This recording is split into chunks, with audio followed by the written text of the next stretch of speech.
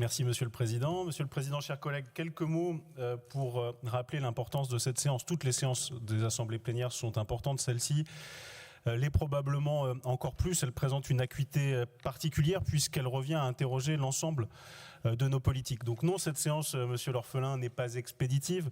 Cette séance comporte des questions qui sont centrales, qui interrogent l'avenir de la Normandie et posent en réalité une question qui est la question centrale de savoir quelle Normandie nous voulons laisser à nos enfants, et je le disais, en interrogeant l'ensemble de nos politiques. Cela repose, je vais y revenir en répondant aux différents éléments, sur une méthode qui a été celle d'une concertation approfondie, la plus approfondie possible. Cela repose également sur une question, c'est quelle Normandie exemplaire voulons-nous face à l'enjeu climatique ? Souhaitons-nous une Normandie exemplaire ou souhaitons-nous au contraire une Normandie qui subit les changements liés à la trajectoire climatique ? Et enfin, le troisième sujet sur lequel je reviendrai là aussi en répondant aux éléments, c'est voulons-nous laisser une Normandie dynamique, prospère, qui se développe, ou une Normandie du repli ? Sur la méthode, le Président en a parlé tout à l'heure, je voudrais redire quelques éléments après vous avoir écouté. Nous sommes en effet sur une concertation qui est inédite, qui comparée régulièrement à ce qui se passe dans les autres régions. Aucune région ne s'est lancée dans une telle concertation. La concertation ne peut se réduire au temps d'échange dans les assemblées plénières qui sont, je viens de le rappeler, extrêmement importants. Mais cette concertation doit être aussi une concertation sur les territoires, avec les territoires, une concertation également avec les forces vives de la région. C'est ce que nous avons fait et je voulais vous rassurer. Nous nous réunissons régulièrement, président de groupe, pour préparer les ordres du jour dès lors que des questions de procédures différentes doivent se poser.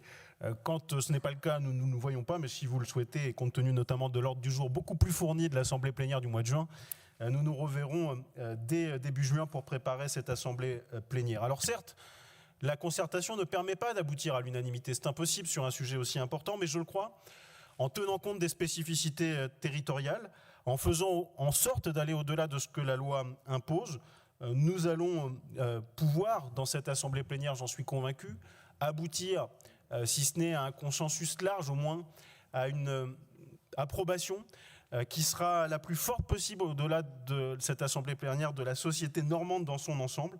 Car oui, en effet, nous assumons de le dire, cette concertation a été citée en exemple. Nous sommes en avance par rapport à d'autres régions et que nous avons préféré assumer nos compétences, nous préférons des compétences assumées, une méthode concertée plutôt qu'un schéma qui serait imposé et qui viendrait finalement percuter les développements de nos territoires, et en tenant compte de nos spécificités, nous parvenons à un consensus. Le deuxième élément, c'est quelle Normandie exemplaire nous souhaitons. Quel exemple nous souhaitons laisser à nos enfants face à l'enjeu climatique ? Ou souhaitons-nous alors, au contraire, une Normandie qui subirait les inévitables transformations liées à la trajectoire climatique ? L'enjeu, il est fort. Il est d'éviter la défiguration de nos paysages, qui sont parmi les plus beaux de France. Il est de préserver nos ressources, et notamment la ressource en eau. Il est de protéger la biodiversité et ses espèces. Il est également d'anticiper des sujets aussi majeurs que le recul du trait de côte. Pour cela, je le disais, ça suppose d'interroger toutes nos politiques, et notamment les politiques de mobilité. Oui, nous assumons que les politiques de mobilité de la région n'opposent pas les modes de déplacement les uns aux autres. Oui, nous assumons, Monsieur l'Orphelin, de soutenir des développements routiers comme le contournement ouest de Cherbourg. Mais je vous invite à écouter les territoires, plutôt que d'avoir une vision déconnectée de ces territoires. Parce que sur le territoire du Cotentin, il y a un consensus politique extrêmement large qui s'est conçu depuis des années sur cette question du contournement, parce qu'il est essentiel pour le désenclavement du territoire du Cotentin, mais qu'il est essentiel pour des questions de sécurité routière, de questions de santé par ailleurs, et sur tous les bancs, y compris sur vos bancs. Ce projet, il est soutenu, et je pense que écouter les territoires, c'est aussi éviter de prendre des positions qui vont contre ce que disent les acteurs locaux. Oui, soutenir les différents modes de mobilité, c'est de soutenir le ferroviaire. Alors j'ai écouté avec beaucoup d'attention les déclarations de M. Ouzillot, qui sait d'ailleurs à quel point nous avons été les uns et les autres dans la majorité régionale extrêmement fermes pour soutenir la LNPN, y compris dans la fête de l'heure bien connue qu'il a rappelée, pour que lui-même l'ait fréquentée assidûment pendant d'ailleurs des années. Cette fête, il sait à quel point nous avons pu, dans cette fête comme dans l'Assemblée plénière, avoir des positions qui sont extrêmement fortes sur la LNPN. Ce serait un immense gâchis que de ne pas faire la LNPN. Nous le souhaitons ardemment, mais ce que M. Ouzillot et M. Houssin semblent ignorer, c'est que c'est l'État qui décidera au bout du compte. Et donc plutôt vos amis, M. Ouzillot, et vous avez peut-être quelques messages à leur faire passer pour que la décision soit prise. Vous avez bien fait de distinguer la position d'ailleurs du Conseil régional d'Île-de-France d'une position personnelle qui peut être prise à un moment donné. La position de la région Normandie, de sa majorité, de son exécutif et de son président sont parfaitement claires sur cet enjeu qui est essentiel. Oui, en effet, lorsque nous parlons du SRADET, nous interrogeons les politiques de l'énergie. Laurent Beauvais en a parlé tout à l'heure, et d'autres groupes en ont parlé. C'est une question centrale de savoir quelle région nous voulons en matière énergétique. Nous sommes la première région métropolitaine qui compte en termes de filière énergétique. C'est plus de 36 000 emplois, 1400 entreprises, 2 milliards de contributions chaque année en termes de développement économique pour nos territoires. Et nous avons fait un choix qui est cohérent et qui est assez simple, c'est de soutenir toutes les énergies décarbonées. Ce qui signifie par exemple de soutenir la filière hydrolienne et de la relancer lorsque l'État l'a abandonnée en 2018, 2 semaines après avoir inauguré l'entreprise Open Hydro. Il faut le rappeler, et en lançant Normandie hydrolienne, nous avons pris nos responsabilités pour que ce gisement de production énergétique ne soit pas interrompu dès lors que la PPE, nous l'espérons, la nouvelle, permette de relancer la filière. En tout cas, la Normandie est prête au large du raz Blanchard.